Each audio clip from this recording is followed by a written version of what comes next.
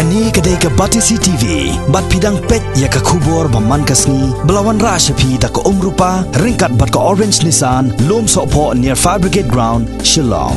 New Nissan Kicks.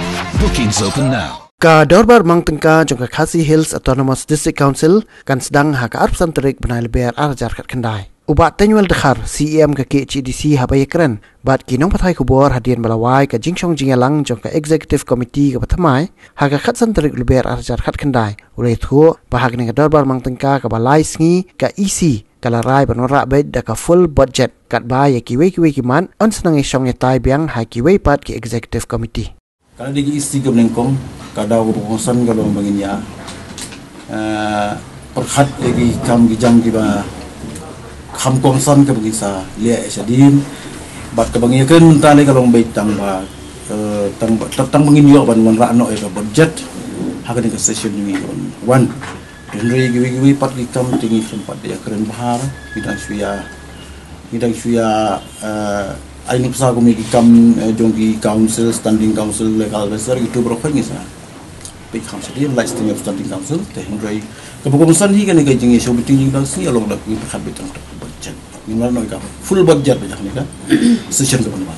Kita ki details ki babun akan ni ke budget, ni kuah ban present. Kam taman fokus ki babun ki kam kan debe ke budget speech ke bangin jawaban.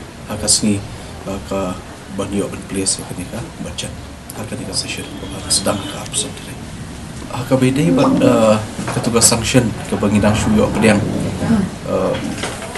na kaliang jungi ngin sa kan sa reflect ka ni ka budget ya mentangin perkuat ban disclose ke ba what ki para members ki babon ki paryo kini ki details total sanction ke di Shispak Hatway ya baru alai teliki Autonomous Council Kapok Meghalaya.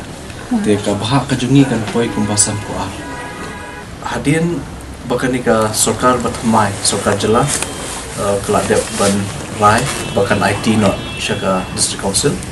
Te akabide bahkan ni ru ngin ya syong aka isi ke ba aban yo ban perkat janai bide bahkan ni ka kam ladakin IT buat lada kin notify nak kalian ke government kabai day but I born no ingi ban petrikam ya kani ru kadiko ina ka mat ka bakongsan ya ka ba nak kalian ke district council ban issue building permission kiwe pi badot kam kabai day ba jing shnai